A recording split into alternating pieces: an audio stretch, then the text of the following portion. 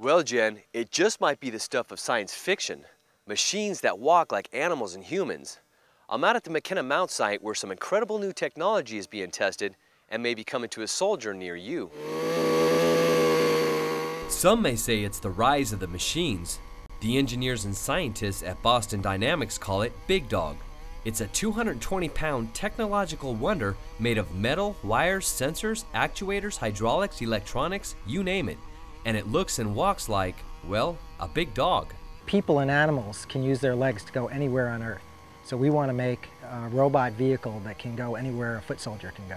There's big robots that can go out and do things that tanks do. And there's really small robots that can be used for IEDs, but there's no robot that can go where a foot soldier goes, helping him carry his load. Big Dog was born out of a DARPA-funded project called LS3, or the Legged Squad Support System. It's an effort to develop a walking platform which can accompany dismounted soldiers and increase their combat capability.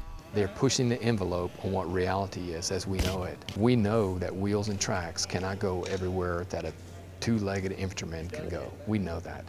And this kind of locomotion has the most likely potential of being able to move wherever the infantryman moves. It's a quadruped, but it closely represents a biped, and so it could go where we could go.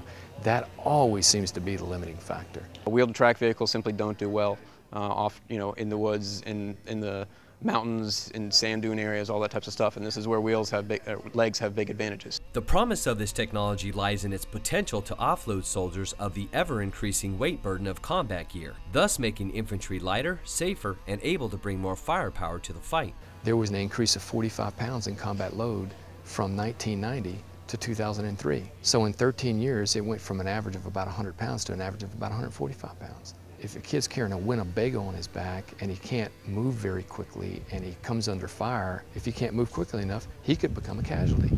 And you could draw the line directly to the fact that he wasn't mobile enough. It would make it a lot easier to carry all the gear that we transport. Instead of carrying it all on your backs, if you can just throw it on this thing, it makes it a lot lighter for the soldier, move a lot further, a lot faster.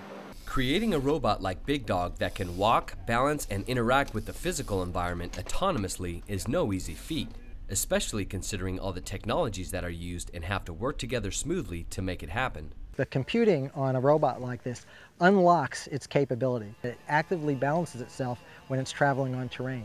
It actually feels the terrain with sensors in its legs, so it knows how to adjust its posture as it's going. That's how it can climb up and down and walk on rocky surfaces and things like that. Mother Nature is a pretty incredible model, right?